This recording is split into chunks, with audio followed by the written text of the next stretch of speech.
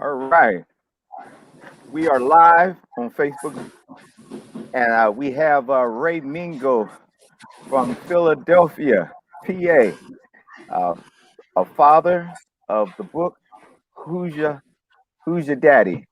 I want to read your bio. Ray Mingo is an author, speaker, and blogger who views being a father of three beautiful and wonderful gifted girls, now young ladies, as his greatest accomplishment.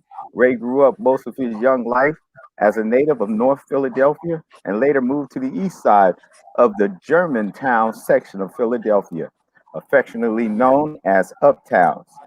He lived with his other two siblings and a single mother. In this book, you will read Ray tells his story of how he and his siblings, brother and sister, growing up not only in some of the roughest areas and under some of the most extreme conditions, but with a one parent household. Ray, who never really knew his father, says he could see a glimpse of fatherhood watching his mom. And even though she had her own demons to contend with, she was the greatest woman he ever known. And because she never abandoned them, Ray's environment, conditions, and circumstances has caused him to have a deep-seated fears and anger because of the hand left dealt to him. Ironically, despite these things, Ray found himself not only a father of three, but also years working for several organizations as a mentor, instructor, residential counselor, gaining experience working with juvenile delinquents, children dealing with disorders such as ADHD, ODD, conduct disorder, and autism. Well, Ray, welcome to the show. Thank you. Glad to be here. Thank you for inviting me. No doubt. I was reading your book, Who's Your Daddy? And as you know, we have many shows on various different topics on Facebook and YouTube. And also, we're coming live to Love Bay Radio. So I want to just welcome Love Bay Radio and Blue Jan and Jan Blue and her wonderful husband Theo, who has helped us create our audience out there. And so we want to make sure that as we have this conversation, we include those in the conversation so that they can, share what some of the things that they have. So let's get right into the book about who's your daddy. How did you get Yeah. in to writing this book? I started writing the book more as a therapeutic outlet. Um, I became disappointed, had signs of being a failure because I was separated from my children. I was separated twice. I had three daughters, and I was feeling um, like failure, going through some emotional and mental, you know, uh, trauma for that. And it started off as a therapeutic outlet. But as I began to write, the more I began to write the book, it became more of an empowerment to me and helped me through my struggles, helped me release some of the things that I held inside, that could also spill into me being a father. So it was very helpful to me, and that's what started the book. So how long did it take you to write it? It took me about 2 years, 2 years to write the book.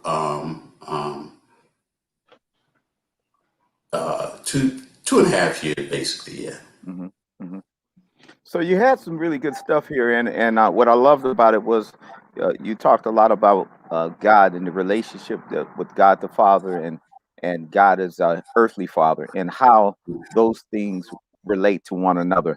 And so there was a lot, like I said, there was a lot of good stuff here, and so I want to just use some of the quotes. I know you said this book was written practically for those fathers who do not live under the same roof under which the children live, which is non-residence fathers. And a lot of times that you have fathers that are residential fathers that are not really fathers in the home, even though they're Absolutely. at home, they're not really presently in their children's lives. And then you talked about parenting is probably the only profession that certifies you before you graduate from the training for that profession. And that is if Yes. you receive any training. So you don't have any formal training in becoming a father. And you're a father because you and the mother got together and y'all made that baby. But now it's the time that you need to learn how to raise that baby. And a lot of times we don't, Yeah. mentally or physically have the ability to do it, or maybe we haven't even had great models. And so Mm. I'd like to talk to you about that. And one of the things that I read was you said you met your father two times, and Yes. I want to talk about that. Really the Okay. part about when you said you were so anxious to see your father, and Yeah. when he showed up. Talk to us about that. Okay. It was during the Christmas holiday season, and um,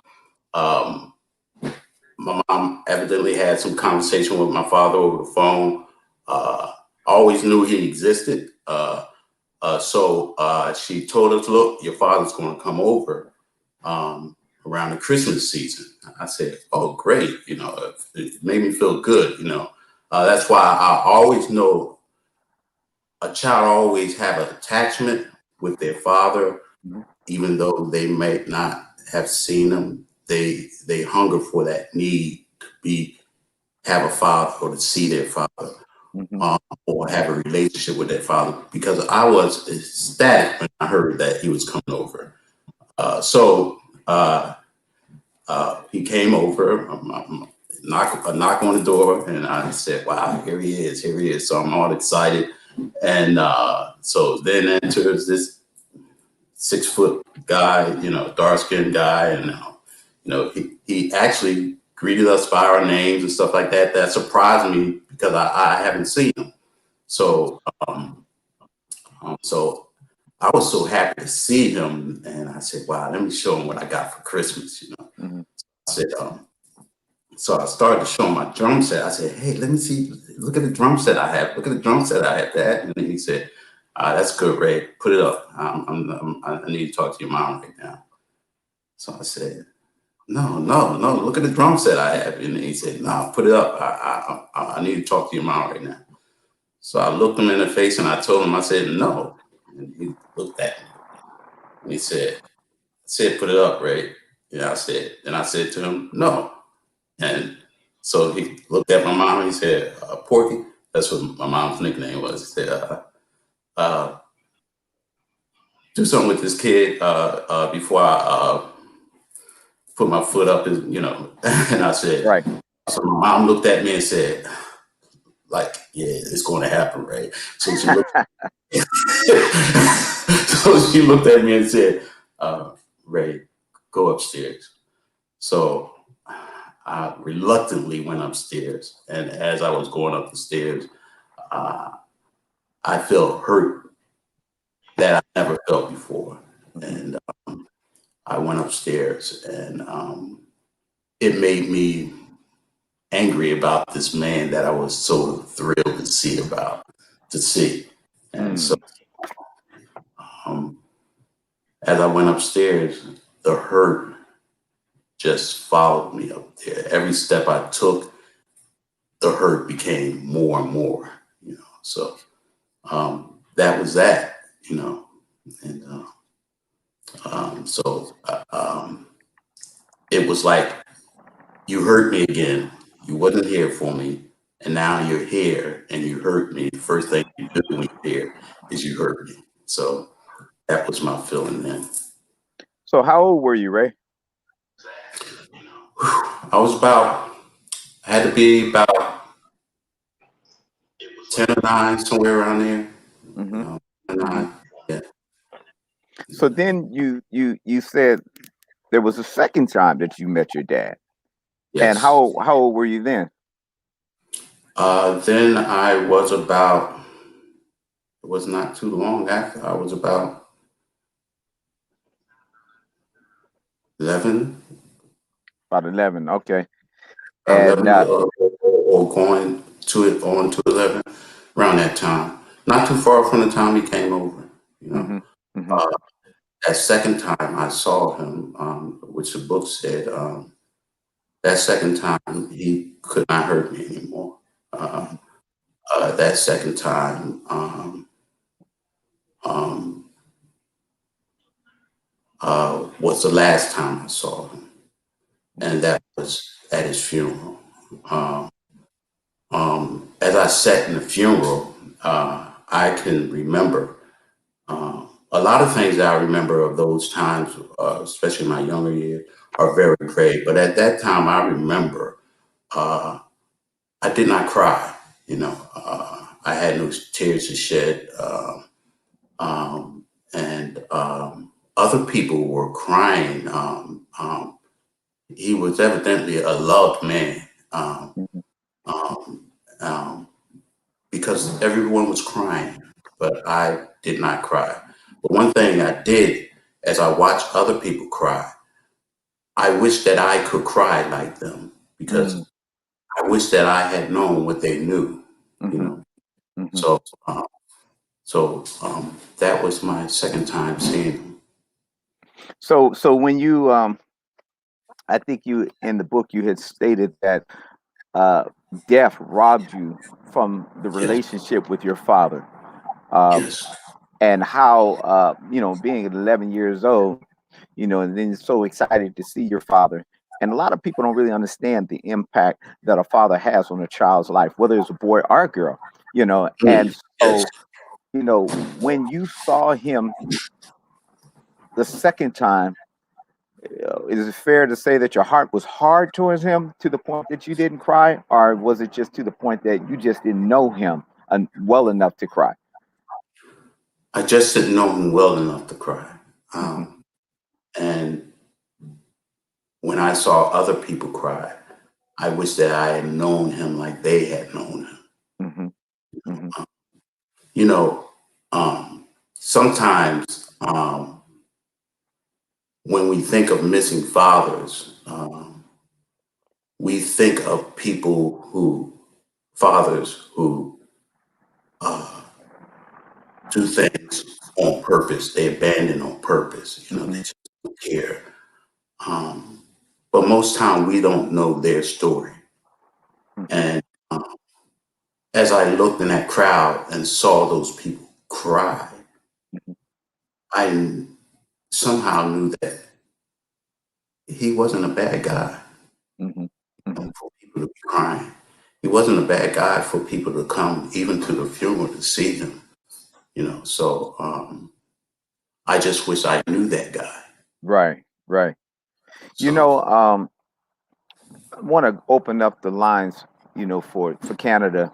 If you're calling from Canada, you want to ask a question, or even want to talk about your own relationship with your father, you can text a comment and share at 437-778-3299. Again, 437-778-3299. If you're on Facebook, you can hit the comment buttons and send a comment. This is Ray Mingo. He's written a book called Who's Your Daddy? The positive impact the non-residential father can have on his children. He's talking about his relationship growing up in Philadelphia, and how his father impacted his life, and even not really knowing his father, and some of the experiences that he has learned along the way without his father has caused him to become a really good father. um, I noticed that one more thing I want to talk about your father, and then we'll go into your book about Who's Your Daddy. I sure, remember reading that you met your aunt and your uncle. They wanted to yes, meet you, yes, and could you share real briefly about what happened there? yes. My cousin got in touch with us. She was searching for us for a while. And my father had only one sister, and uh, uh, she wanted to meet us. At the time, she met me and my brother because my sister was in Washington at the time. So me and my brother went to see her. So we drove to North Philly to meet this lady. Mm-hmm.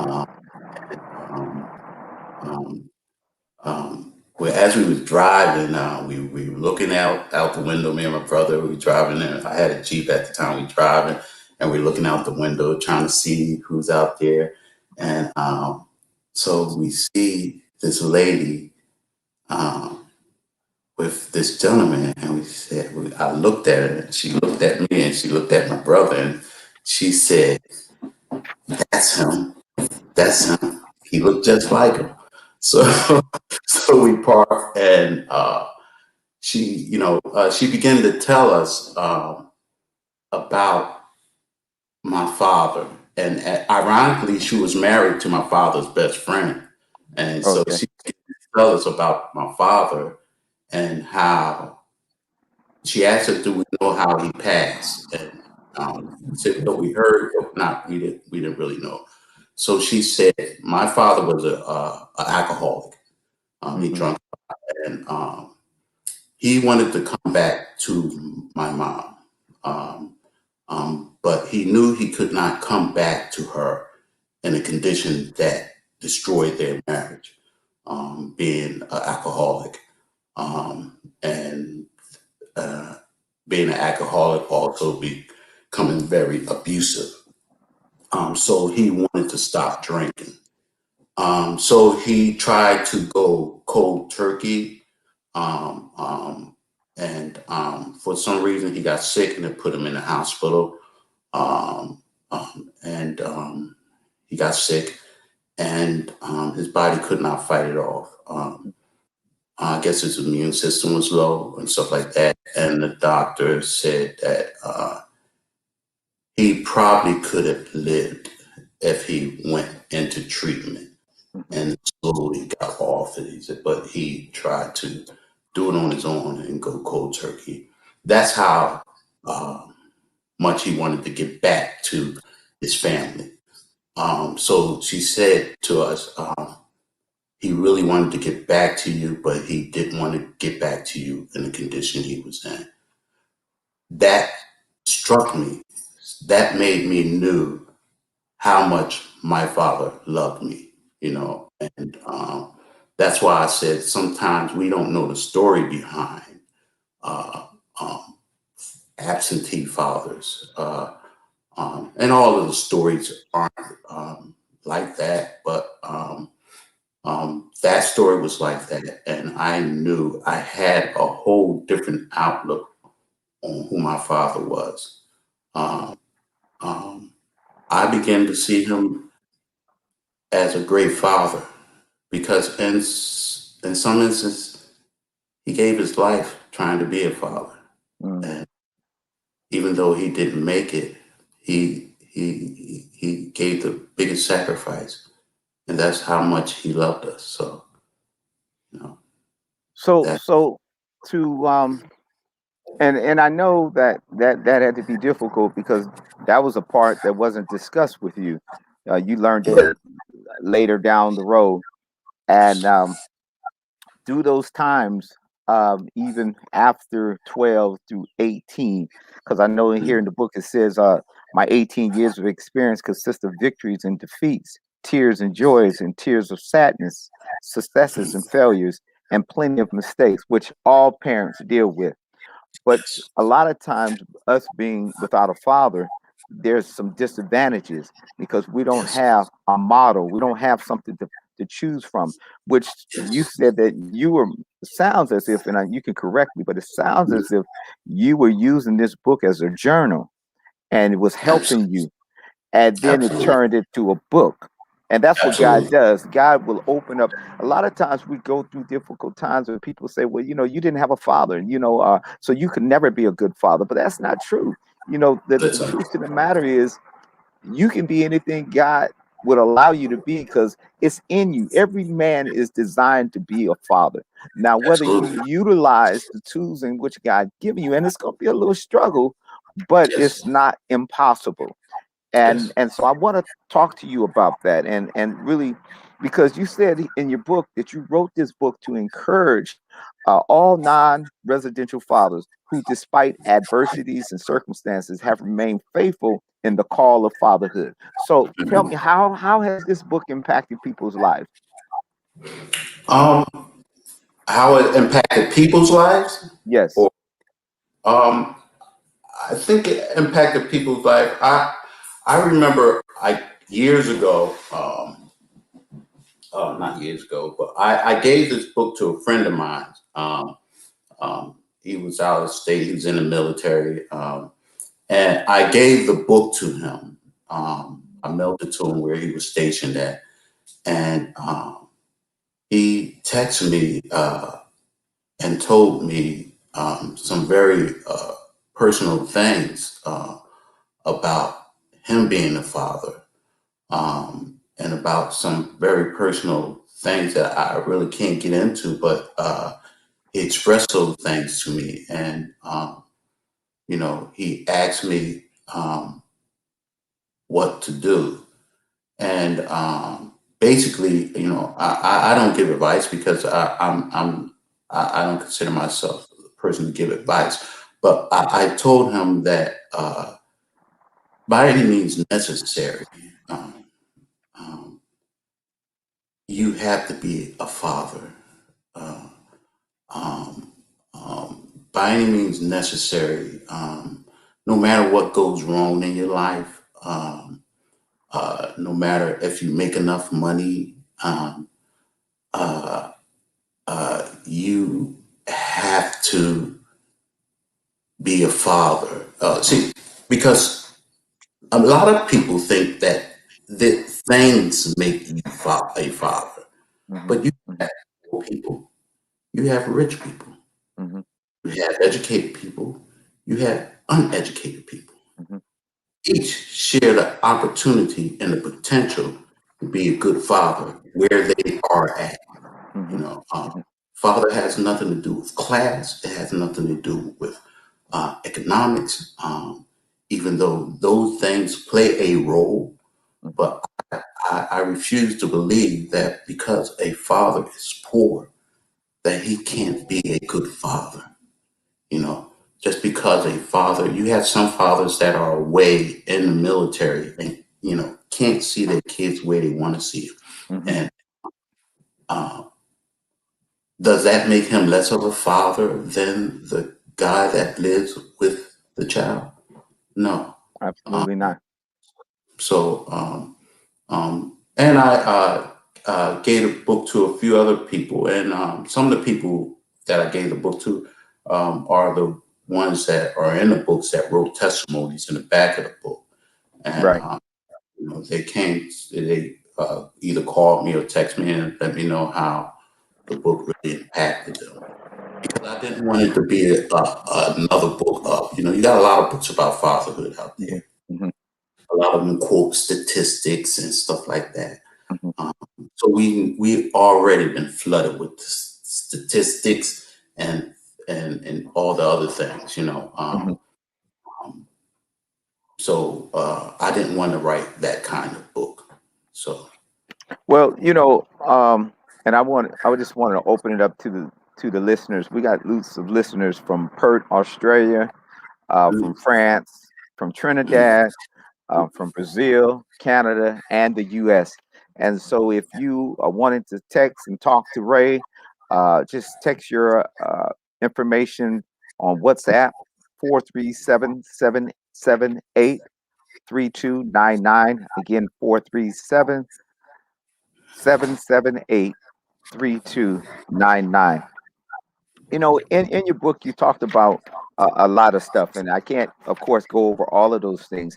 But one of the things I really enjoyed was the fact that you talked about remembering the times, because that mm, goes along to what you're talking about. Is you don't really have to have a lot of money to spend time with your children.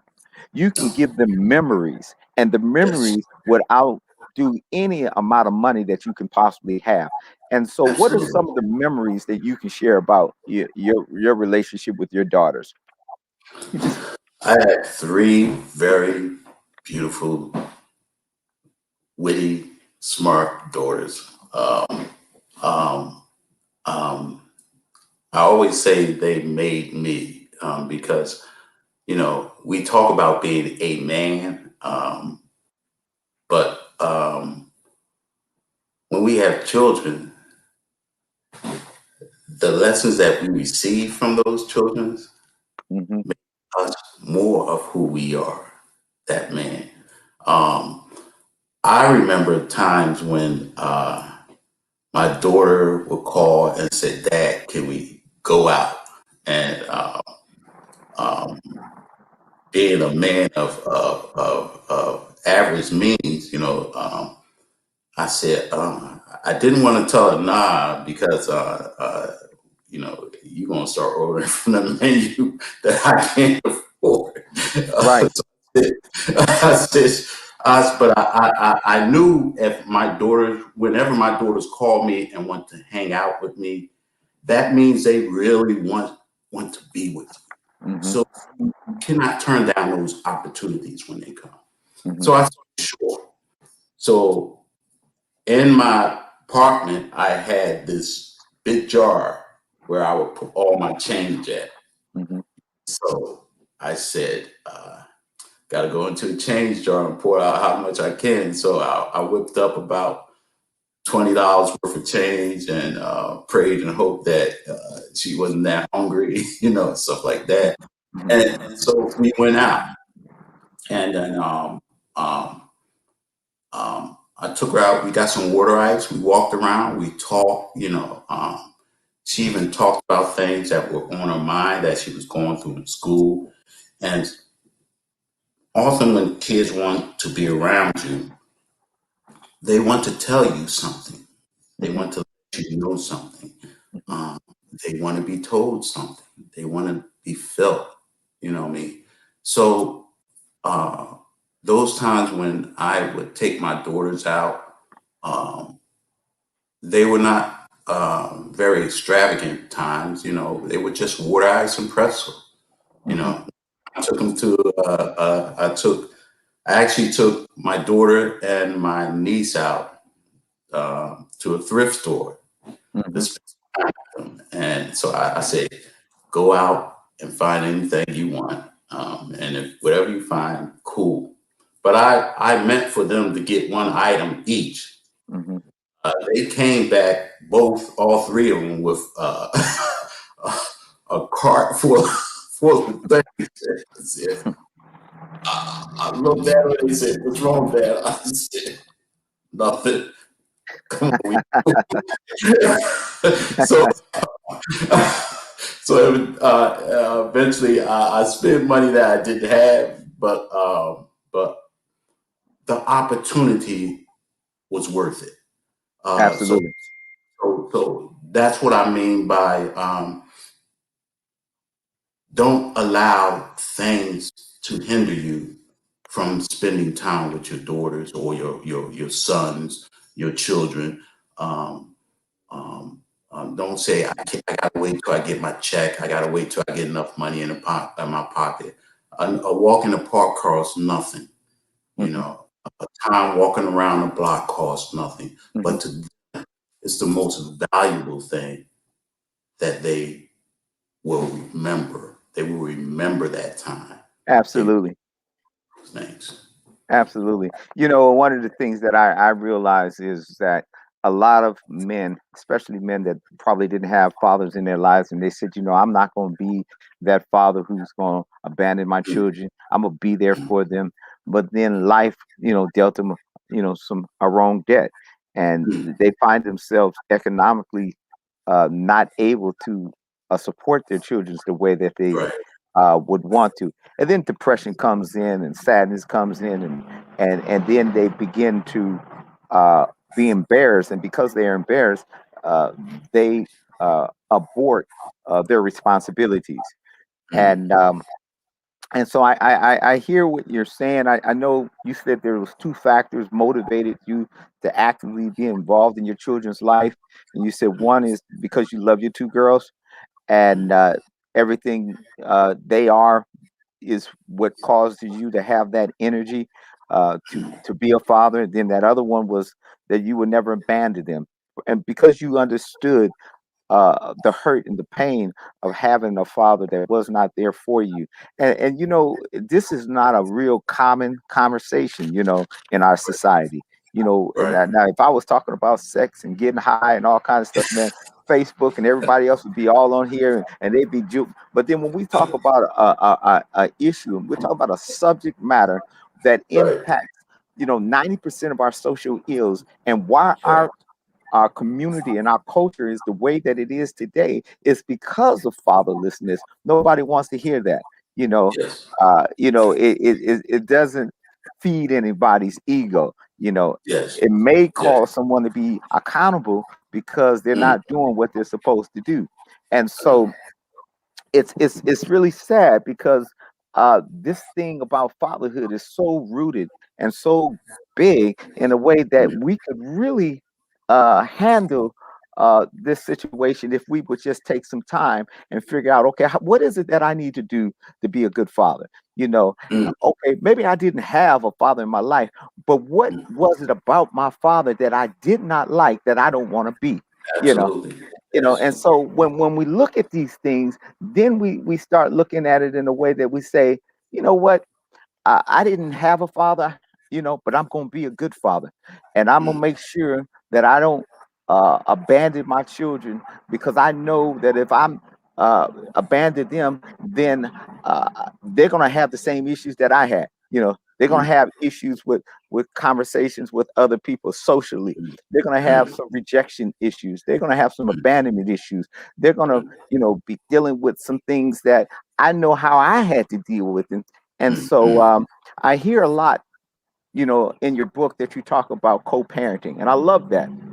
But Yes. before we get into that, I want to just welcome. We got Dublin, Ireland, and Russia now joined the conversation, and Mm, you know, I just want to just include you all in this conversation. This conversation is about fatherhood, and I always say fatherhood is not something that is a geographic issue. It's not even just a gender issue. It's a mm. human issue, you know, and we Absolutely. have it all over. So yes, we have it in Australia, we have it in France, we have it in Trinidad, we have it in Canada, the US, we have it in Ireland and Russia. And so I'm Mm, opening up the lines and just ask that you guys go to 437-778-3299. Again, 437-778-3299. Type of something in the message and just send us a message on WhatsApp. We want to have a conversation with you about this important matter called fatherhood. We're interviewing Ray Mingo on his book, Who's Your Daddy? And we're talking about some of the issues that he has dealt with, you know, as far as fatherhood and co-parenting. Now, back to the question that I wanted to ask you about, sure. and so we're gonna have to give quick answers to these, man, Okay. because I Okay. want to get a lot of stuff done, and it's 4:34. Okay. We got Sure. about 30 minutes, man, and Okay. so actually we got people, 26 minutes. people say I always talk too long. No, no, it's all good. You got a lot to say, man, but I want to Yeah, make sure definitely. that we covered a lot of the issues that's in your All book. right. So, Sure. um, Sure. so what I want to do is just talk about this co-parenting, because I know you said you don't want to talk about the parent. You want to make sure, and it appears that you have really good relationships with your kids' mothers. I know two of your daughters have the same mother, and then the youngest one has a different mother. Uh, Yes. but what happens, and this is the question I want to ask you, what happens when the mother is not as um, cooperative as the ones that you have? I know you've experienced that at some point, or maybe you didn't. I don't know. Yeah. Um, I would say this. I cannot, we cannot be a father unless there was a mother. So um, our role as fathers uh, also hinges on the mother. You know, um, we need that support just as much as we need the support when we lived with them. You know, so. Um, I had ups and downs, you know. The mother of my daughters are good parents. Um, um, and I think that when we get into conflicts about certain things, we have to make sure that the goal is in front of us, and that goal is the emotional, the mental, and the spiritual need of our children. So sometimes both parties, sometimes we become selfish and think about our needs, our hurts, what we're mad about, you know, and we tend to try to bring one or the other down. When that happens, we are destroying the strongest support system that our children can have. So it behooves us to be very careful. And sometimes we have to swallow the pill and take some things for the sake of our children, you know. So I make sure as much as possible that that I keep our children from having to deal with any type of negative thing I may have or not have with their parent, with their mom. Hmm. So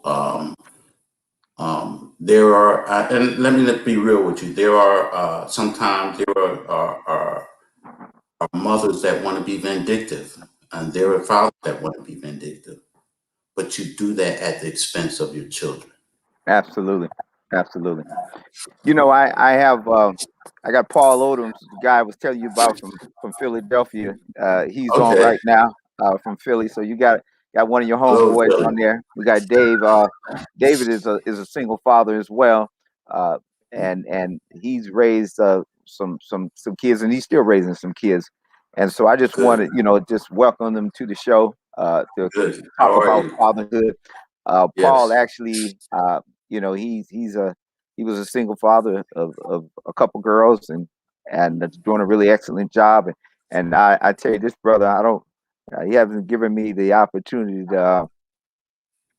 to really actually talk about him, but we've been friends over 30 years, man. Okay. And this guy, man, is one of the few guys that I've heard that actually worked out a situation without the court system. He just asked the mother, what is it that she wanted for child support. She told him, Absolutely. he paid it, and he didn't have no Absolutely. drama. Paid it until she was 18. You know, and Absolutely. and I read in your book, and it talked about the traditional court systems and how Yes. they get involved and engage in family matters, and they don't know the family and they don't know the children, but they can make a decision in 10 minutes that can impact those children for the rest of their lives, man. And so I just want to commend my brother because he joined us, and talk about, I see Isaac Wright is on. And so again, we're coming from Ireland, we're coming from Australia, Amsterdam, and we got Canada, and we're traveling all over the world having a conversation. We got Dublin, Ireland, Russia. uh, I see Reverend Land on. Welcome, Reverend Land. Just to join in, we got Australia, France, Trinidad, Brazil, Canada, and every one of those areas that I spoke about, I can guarantee you they have an issue in fatherhood. Yes. Yes. Definitely. I'm not a very good uh, believer in the court system as far as family court. Um, I know for the purpose for what it was, for people, there were people who neglect their children. I understand that. Um, um, but the only one problem with the court system is that it's not a problem solver, and it doesn't move with a heart. And everybody's situation that lives where families are separated, they are all different. Some financially different, some Uh, they're just different. So I would love it if everyone could sit down and take money out of the situation of parenting, whereas we can come together and on agreement on how we're going to take care of our children, um, where money isn't not an issue. We know our children need clothes. We know our children need things to eat. Uh, but beyond those things, we know our children need our support emotionally, spiritually, and even physically because they need us hands on at times. I remember a time back in the day when I'm gonna make this quick, growing up in North Philadelphia. Um, that back then, when my uncles were separated from my aunts, they would come over the house like they still lived there and spend time with their kids like they still lived there. They just pull up and uh, uh, just spend time with the kids, and the mom wouldn't have an issue with that, and it was so how you say it, it was so natural, you know what I mean. But now, sometimes today it seems like fathers can't do that, or sometimes the opposite, mothers can't do that, depending on who has the child. So I think that if our focus is on the child, that any situation can be resolved between the two parents. No, absolutely. It's a different generation, and if the parents really understood the impact that they have on their children and how they the fighting and the bittering and the division, how that causes them to have to pick and choose who they want, and then the mental health issues that it comes along with it, the behavior health issues, and a lot of times women are the gatekeepers to their children. And so, unless you have a really good relationship with that mother, most likely you're not going to see those children. And so, it's Absolutely. important, but a lot of times we're not able to work those things out with Mm, the mother. And so, when we're mm, not able to work those things out, that's when the courts come in. And, mm. um, and then you have to work through the traditional course so you can have that time to Absolutely. spend with them. So it's difficult to get through these times where you know you talked about in your book how the system is biased towards men, and it's not always Mm. fair. And so Right. if you're going to wait for the traditional court systems to make a decision in the favor of a man, that's not going to work. you know It's not going to and work. and so it would be nice if you're able to uh develop a relationship like that with the mother. But most likely, you know, if you can't, you know, you're gonna have to find Yeah, alternative ways, absolutely. you know. But the one thing that I like about what you talked about in your book is that fathers, please don't give up. No Mm. matter what's going on in your life, no matter how much it's a struggle, when you give up on your children. And when you give up Absolutely. on your children, they are the ones that are the casualties of this. I see Paul put time with my daughters has meant more than all the money I've ever spent on them. And two Mm. girls I own that I've he says I've spoiled is expensive. They remember more of the things we've done together than what I bought, you know. Absolutely. And Absolutely. and so you know what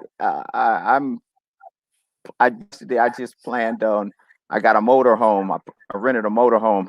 Okay. Taking my kids. They're getting ready to go on spring break, and I want to take them away uh, on a camping, journey. We're gonna Mm, mm, go and mm. we're gonna ride and have a good time and eat good and you know because this pandemic has had them so in a place where they've been isolated and they haven't been able to meet their friends. So I told my daughter, I said, you can bring one friend because they started Yeah. school back. I said, you can Yes. bring one friend Yes.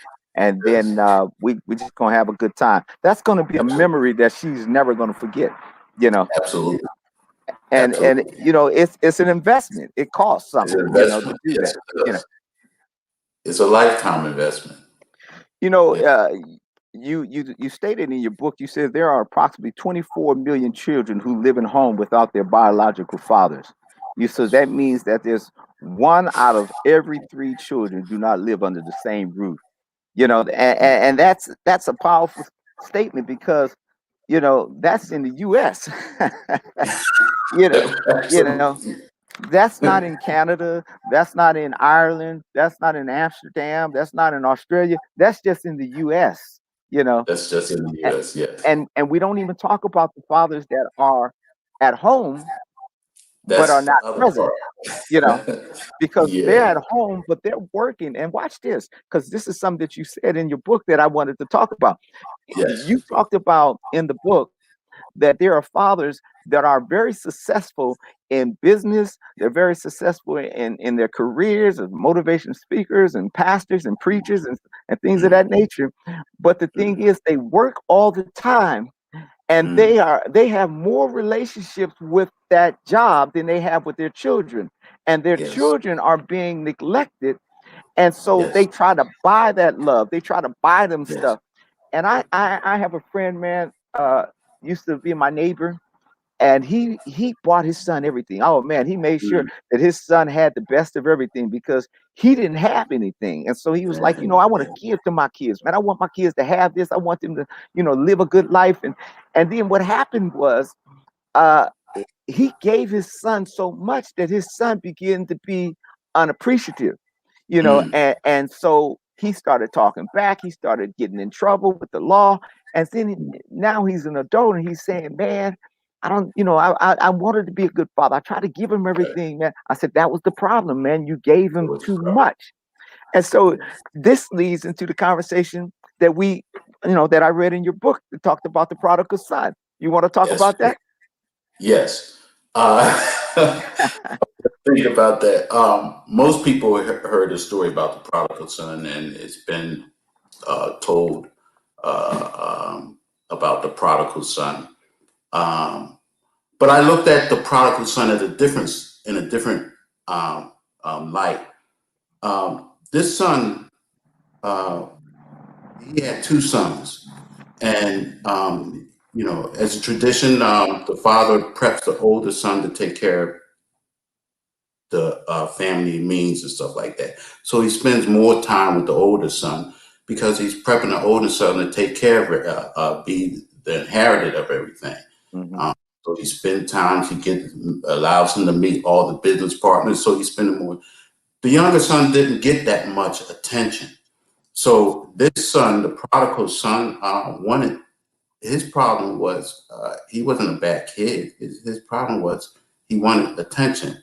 Hmm. Uh, Paul's problem was he gave the son everything he wanted.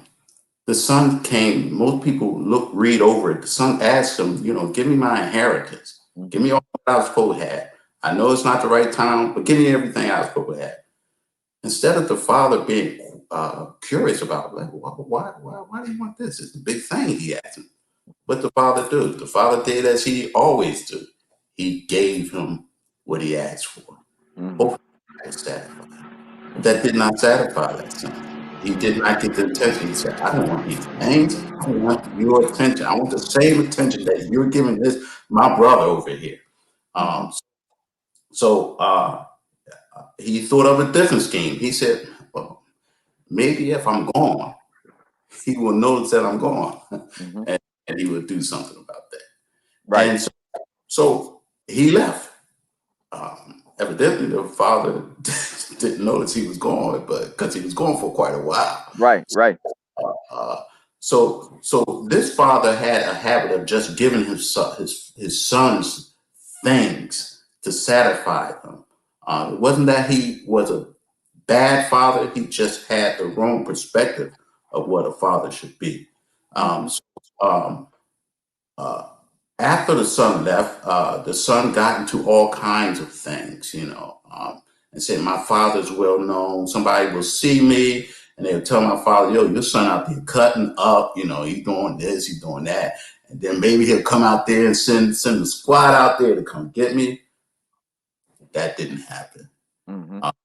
The son came to his own and said, you know what? I'm dying out here. I'm killing myself out here. I have to go back home. I have a father that can give me everything I need. He can give me stuff. That's what his reason for going back home. He can give me, I don't have to be out here starving. So Right. he may not be giving me his attention, but he can give me food and clothes to wear. Let me go back to him. Mm-hmm. So he goes back to him. But that was a long period of time. And in those times, the story didn't tell, but I assumed that the father was going through his mental emotional transition, Mm-hmm. Mm-hmm. wishing that he had the opportunity to give the child the attention that he's supposed to have given him. He should have given him Mm-hmm. at that time, knowing that this guy was asking for just attention. He wasn't asking for the money or anything, fame or anything. And so when the father saw him, the father seen another opportunity to, wow, this is an opportunity. So he gave him a robe, he gave him a ring on his finger. I won't go into all the significance of what they mean, but Mm-hmm. so he said, my son is home. This is another opportunity. So what he essentially did was, and what those things illustrate is, he gave his son the attention that he needed. You Mm-hmm. know, um, so sometimes we give things that our children are not really asking about. Mm-hmm. The children don't really care about your bank account. They do not care about your bank account. They care about you spending time with them. Your Absolutely. children doesn't, and this may sound bad, but your children don't care about your success. They Mm-hmm. care about you being a father to them. And Mm-hmm. sometimes people of great means, whether they're social, they're very well known socially, or they're very rich, they think their things will make them, is what their children like about them. Right. Right. But things are the things that are taking them away from their children. You know, even us at the level we're at, the things that we do, we have to make sure that they are not the things, our success are not the things that are taking away our attention from our children. You know, Absolutely. I am not the most perfect guy in the world, but your imperfection should not even keep you from being a father to your children. They should make you, motivate you more to be a present involvement, physical involvement in your children's lives. Whether that's playing on a monkey bars, not many people know what a monkey bar is Right. now. Right. Right. Right. Yeah. It's amazing. Because it's to the point that there are fathers that think that they can, are mothers that think they can buy that love, Mm, and mm, they want to give them stuff because they want to be their friends, or they want to give them stuff because they want them to be happy. But if you give a person a little bit too much, it can hurt them. It can harm them. What a, my cousin's on here right now, man. Isaac, he says, I have been there, even though my children are grown. Fathers don't mm. give up. And Stu, that is a blessing what you're getting ready to do with your children. Paul, the brother that was in the Marines with me, man, I've known him for about 34 years, man. Uh, because I've known him before my oldest daughter. And he says, Stu, I'm witness to the type of father you've been to Jessica. That's my oldest daughter. You Okay, brought okay. her into my life before having children of my own, until we left the Marines and you brought her to Philly on weekends. I never realized how seeing you raise her would impact me being a father. Man, Mm, I wasn't even supposed to take my daughter out of the state. The court order said that I could only keep her in Virginia, and right, right. So when I put her to sleep at night, and when she woke up, she said, "Where are we?" I said, "Virginia." We was over at my buddy's house, man, in Philly, man. But I really wanted to set those memories for her. I wanted her to see, you know, uh, different places and different people, and anybody that knew me. And I was young, man. When I had my first daughter, I was 23 years old, man. So Okay. I mean, but I poured my life into her, man. I tried to give her everything, but I also disciplined her too. And Mm-hmm. man, my daughter, man, she's actually graduated from Howard University with a Mm-hmm. 3.8 grade point average. She loves the Lord, man. She went on and got her master's degree before her Mm-hmm. mother and her father. She encouraged Wow. us to go get our master's degrees after she got hers. I mean, she's something else, man. God really gave us a blessing when He gave us her, and That's good. I can contest to what you're saying because I can attest to what you're saying because fatherhood is so important. And man, we got I think we got 5 minutes, man. So what I wanted Okay. to do was I think we have yeah, someone had mentioned what you said. They said your imperfections should not keep you away from your children. Well said. Mm. This hour is too short for such an important topic, which means that we're gonna have Absolutely. to come back, man, and talk about this again. Definitely. Once a month, you guys keep me, because I got to read a book every month to have a conversation, But I really enjoyed reading your book.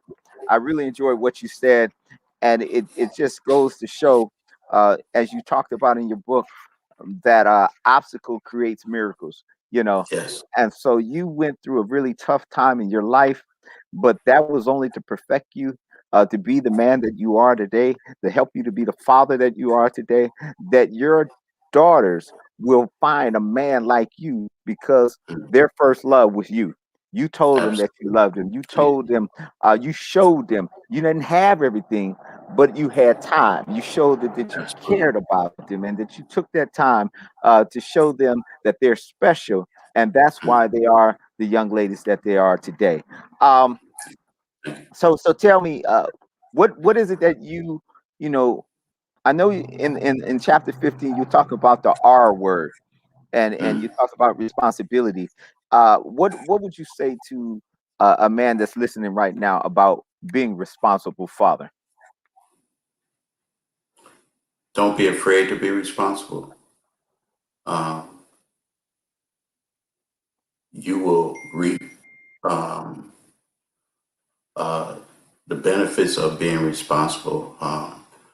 Responsible is a scary word, but it is a word that uh, bears much fruit. Um, so don't be afraid to be responsible. And don't think that responsible you have to do something huge with your children. Responsible just requires one thing. I mean, if you don't have a job, you have time. If you don't have a career, you have time. If you don't have money, you got time. So spend time. When you can't spend nothing else, spend time. And that's all responsibility is. Spend time no matter how imperfect you are. Spend time with your children. Even if that means doing homework with them and then, sharing a cup of tea, cup of Kool-Aid with them and then going home on your way. That will impact if they will remember that for the rest of their life. My father did homework with me every Wednesday night and we talked. So we got like 2 minutes, and I wanted you to share where can a person order your book?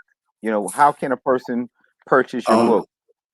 they can actually go through Google Pay right now, um, or they can um, Can you purchase give us your email address so that they can send you an email? Pursuit of Fatherhood at yahoo.com. You can reach me at pursuit of fatherhood at yahoo.com. Um, or you can Yeah, I'm gonna give you another email, or you can email me at raymingo1113@gmail.com. One more time. raymingo1113@gmail.com. And just tell me, you want a book, and I'll get it out to you. I also want to get this book out into the prison system, which we didn't have time to talk about, but maybe some other time, about fathers who are incarcerated. You know, We'll have another conversation about that.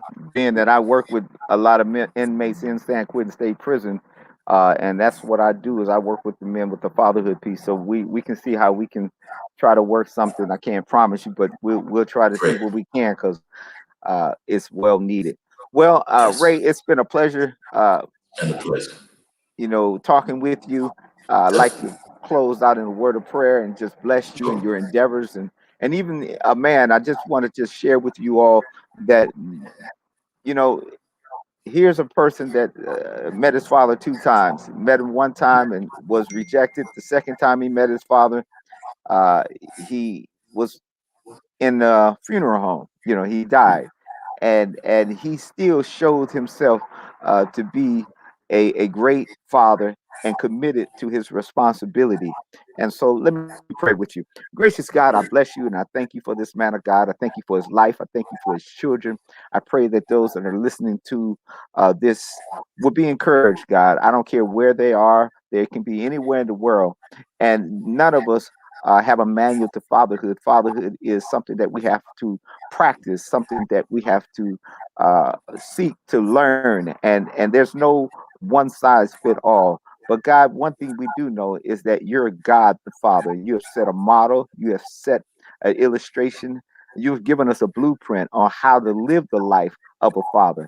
And so we're praying for your wisdom, your understanding, your knowledge, that you will lead us and guide us and instruct us in the ways to become good fathers, that we can learn how to co-parent and work with our children and raise our children in a way that they can grow up to be healthy and strong and also know how to be great parents themselves. We thank you for this time and we give you all the praise, the honor, and the glory. It is in Jesus' name we pray. Amen and amen. Well, brother, it's good talking to you, man. Good talking to you, Until the brother. next time, we will have another show. I promise you, there'll be a part two, Definitely. and we can go and dive into this. But until then, folks, you've watched Can We Have a Conversation? I'm your host, Reverend Stuart Perelliot, and we are going to have many more conversations about this because this is about our families, and this is something that we have to encourage our families to be able to be productive, to live strong lives. Nobody's going to give us this. It's up to us to come together as a village and raise our families in the communities that we can uh, take over these social ills that are robbing our children. And I believe that men like you and men like Paul and Isaac and David and all the brothers that's watching on, there's some real good fathers out there. You may not see them because the media will say that all black men are deadbeat fathers, but that's a lie. And I believe that God's going to turn this thing around. Be encouraged, my brother. God bless you. Thank you. God bless you.